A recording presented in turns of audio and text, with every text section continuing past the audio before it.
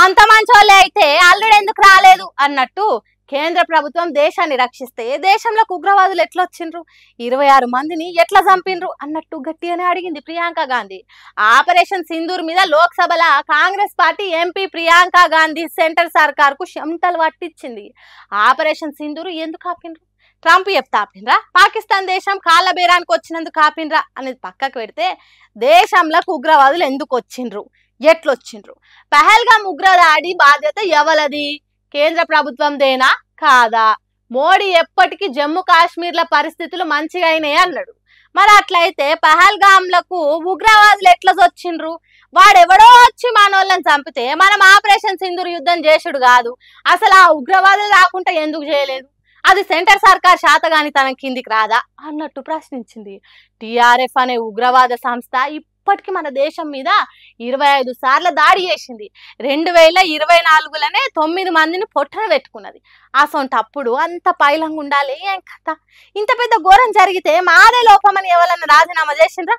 అట్లనే మణిపూర్లో అల్లర్లకు ఎవరి బాధ్యత అని అడిగింది. పాకిస్తాన్ కాళ్ళ బేరానికి వస్తే వదిలిపెడదామా?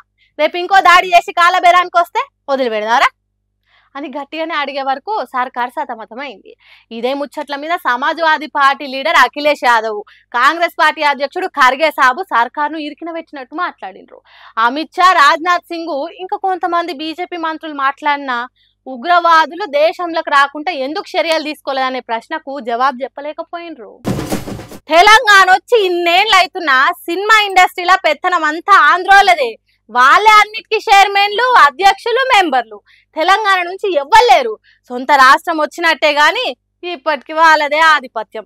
అందుకే సీనియర్ జర్నలిస్ట్ పాషా యాదగిరికి కోపం వచ్చినట్టున్నది. ఇన్ని రోజులు ఓపిక పట్టి పట్టి పట్టి ఫిలిం ఛాంబర్ ఆఫీస్కు పోయిండు. ఆడికి పోయినాక ఏమంటుండో చూడండి. ఆయనకు దాదాపాలికి అవార్డు వచ్చింది. అందరికంటే ముందు 300 మరాఠీ సినిమాలు, 200 హిందీ సినిమాలు, మూకీ సినిమా పృథ్వీరాజ్ కపూర్ కాలం పడారు. అది ఎందుకు ఆయన బొమ్మ ఎందుకు బట్టి దొంగలు పెద్దనాయుడు నారాయణ రెడ్డి బొమ్మ ఎందుకు లేదు? ఎన్ని పాటలు రాసిన నారాయణ రెడ్డి రాసేది బొమ్మ ఎందుకు లేదు? తెలంగాణ వాళ్ళు ఎందుకు పెట్టలేదు? ఆంధ్ర వాళ్ళే పెడతారు, కులం వాళ్ళే పెడతారు. కాలేజ్ ఎందుకు లేదు?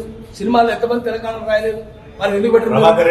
ప్రభాకర్ రెడ్డి ఇస్తే చిన్న భూమి ఆయన పెట్టేది ఎందుకు పెట్టరు? తెలంగాణ వాళ్ళు పెట్టరు. మీరు తెలంగాణ వాళ్ళు అంతరాడు, తెలంగాణ వాళ్ళు అస్పృశ్యులు కాబట్టి తెలంగాణ వాళ్ళకి మేల్కోవాలి. ఈ భూమి మనది, సర్వకాశ భూమి. ఇది మొత్తం స్టూడియోకి ఇచ్చింది సర్వకాశ భూమి. అంటే నిజాముద్దీన్ స్టేట్ గవర్నమెంట్కి వచ్చింది. మన భూములు కదా అవన్నీ. మన భూములు తీసుకొని మీరు మమ్మల్ని అవమానిస్తారా? మమ్మల్ని చిన్న చూపు చూస్తారా?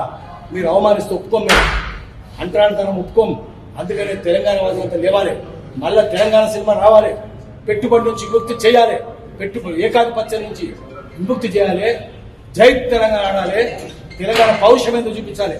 తెలంగాణ సాయుధ పోరాటం మన భూములు ఉండుకుంటా మనోళ్ళని అవమానం పాలు చేసుకుంటా కించపరిచినట్టు చేస్తే ఊకుందామా? మళ్ళా జై తెలంగాణ అనాలే అంటుండు. ఇది తెలంగాణ చలనచిత్ర నిర్మాతల మండలి కాదు, ఆంధ్రోల మండలి అని మండిపడ్డాడు పాషం యాదగిరి. ఇట్లా మాట్లాడుతుంటే నాడు ఇట్లా పోలీసులు వచ్చి పెద్ద సార్లు మిమ్మల్ని రమ్మంటున్నారని చెప్పి యాదగిరిని తీసుకోవదామని చూసిండ్రు. అప్పుడు ఏం జరిగిందో చూడండి. ఆంధ్రోళన కిందనే ఉండండి మీరంతా ఎప్పటికీ. అంటే ఆందోళన ముందుకు